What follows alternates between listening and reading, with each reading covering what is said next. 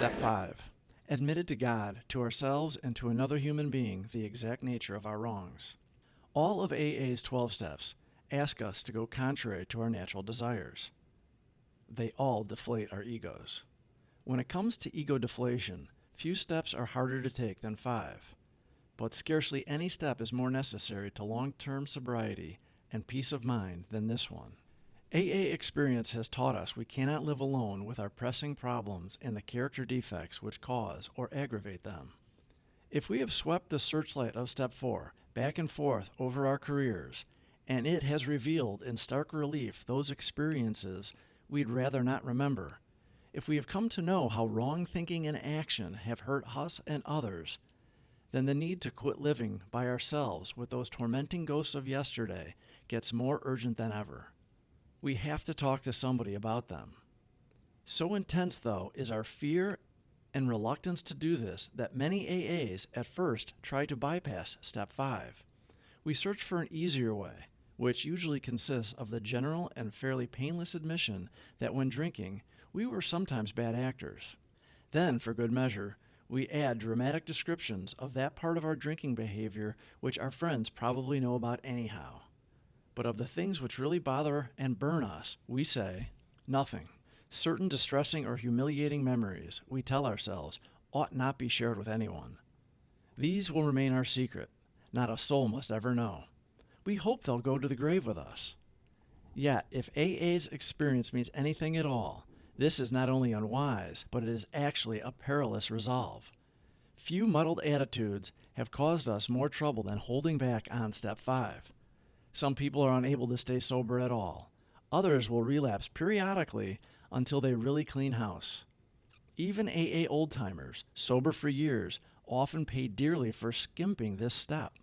They will tell how they tried to carry the load alone, how much they suffered of irritability, anxiety, remorse, and depression, and how, unconsciously seeking relief, they would sometimes accuse even their best friends of the very character defects they themselves were trying to conceal. They always discovered that relief never came by confessing the sins of other people. Everybody had to confess his own.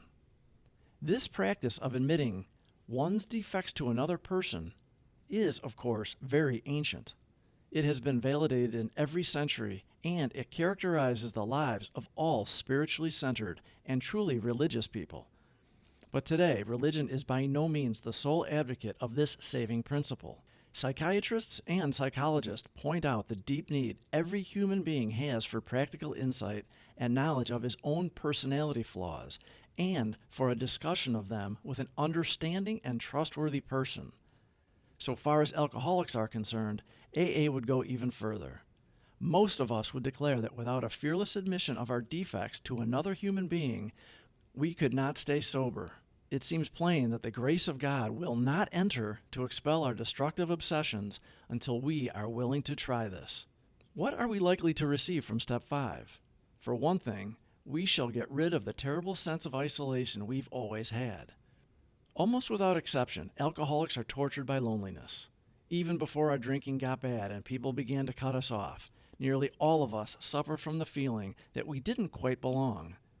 Either we were shy and dared not draw near others, or we were apt to be noisy, good fellows craving attention and companionship, but never getting it, at least to our way of thinking. There was always that mysterious barrier that we could neither surmount nor understand. It was as if we were actors on stage, suddenly realizing that we did not know a single line of our parts. That's one reason we loved alcohol too well. It did let us act extemporaneously. But even Bacchus boomeranged on us. We were finally struck down and left in terrified loneliness. When we reached AA, and for the first time in our lives stood among people who seemed to understand, the sense of belonging was tremendously exciting. We thought the isolation problem had been solved, but we soon discovered that while we weren't alone anymore in a social sense, we still suffered many of the old pangs of anxious apartness. Until we had talked with complete candor of our conflicts and had listened to someone else do the same thing, we still didn't belong. Step 5 was the answer. It was the beginning of a true kinship with man and God. This vital step was also the means by which we began to get the feeling that we could be forgiven, no matter what we had thought or done.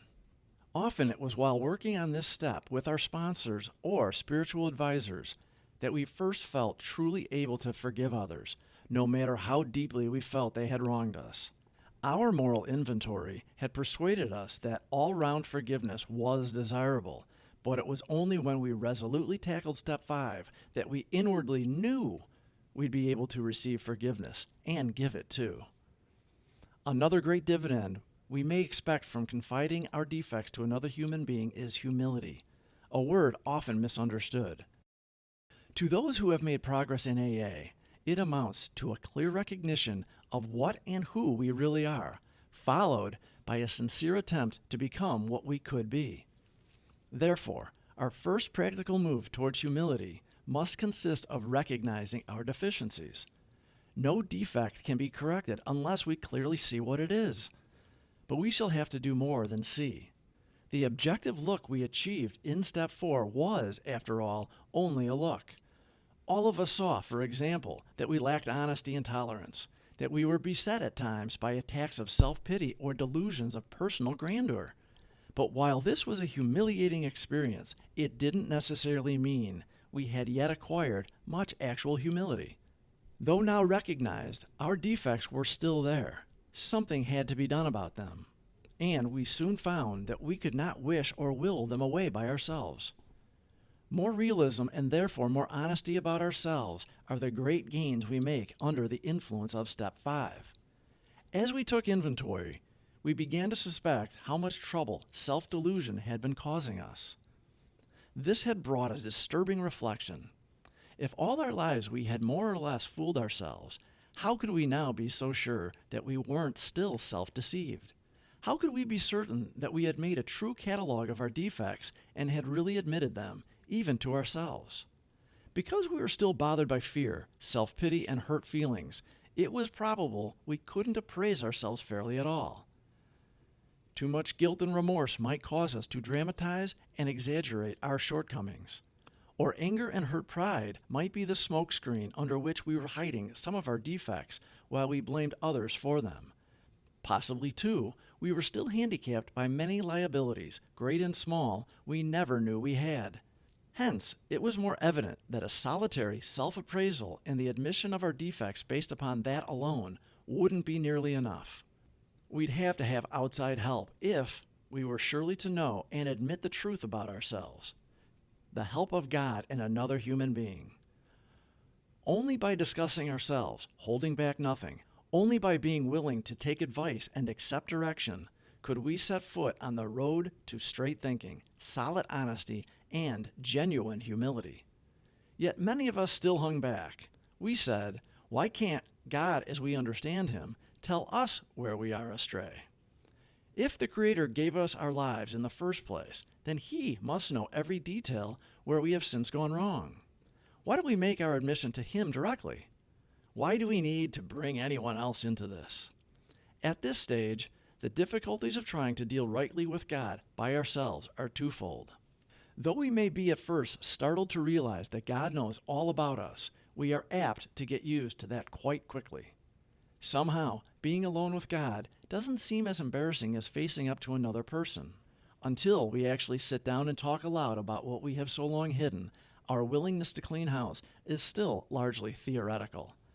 When we are honest with another person, it confirms that we have been honest with ourselves and with God. The second difficulty is this.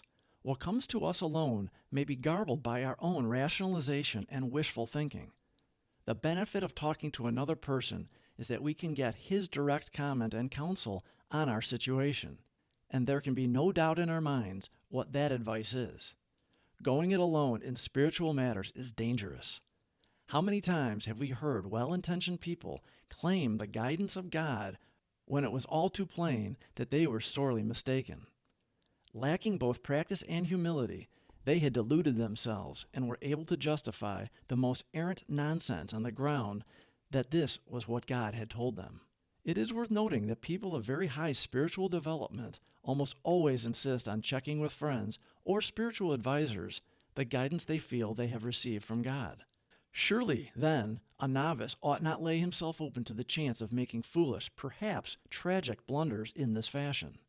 While the comment or advice of others may be by no means infallible, it is likely to be far more specific than any direct guidance we may receive while we are still so inexperienced in establishing contact with a power greater than ourselves. Our next problem will be to discover the person in whom we are to confide. Here we ought to take much care, remembering that prudence is a virtue which carries a high rating. Perhaps we shall need to share with this person facts about ourselves which no others ought to know.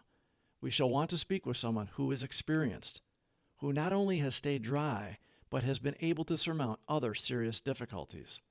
Difficulties perhaps like our own. This person may turn out to be one's sponsor, but not necessarily so. If you have developed a high confidence in him, and his temperament and problems are close to your own, then such a choice will be good. Besides, your sponsor already has the advantage of knowing something about your case. Perhaps, though, your relation with him is such that you would care to reveal only a part of your story. If this is the situation, by all means do so, for you ought to make a beginning as soon as you can. It may turn out, however, that you'll choose someone else for the more difficult and deeper revelations. This individual may be entirely outside of AA, for example, your clergyman or your doctor. For some of us, a complete stranger may prove the best bet. The real tests of the situation are your willingness to confide and your full confidence in the one with whom you share your first accurate self-survey. Even when you've found the person, it frequently takes great resolution to approach him or her. No one ought to say the AA program requires no willpower. Here is one place you may require all you've got. Happily, though, the chances are that you will be in for a very pleasant surprise. When your mission is carefully explained, and it is seen by the recipient of your confidence how helpful he can really be, the conversation will start easily and will soon become eager. Before long, your listener may well tell a story or two about himself, which will place you even in more at ease. Provided you hold back nothing, your sense of relief will mount from minute to minute.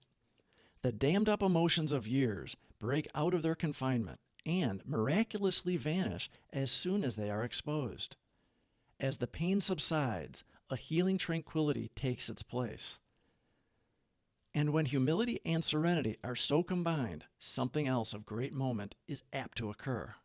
Many in AA, once agnostic or atheistic, tells us that it was during this stage of Step 5 that he first actually felt the presence of God. And even those who had faith already often become conscious of God as they never were before. This feeling of being at one with God and man, this emerging from isolation through the open and honest sharing of our terrible burden of guilt, brings us to a resting place where we may prepare ourselves for the following steps towards a full and meaningful sobriety. Please subscribe for more videos. Thank you for watching.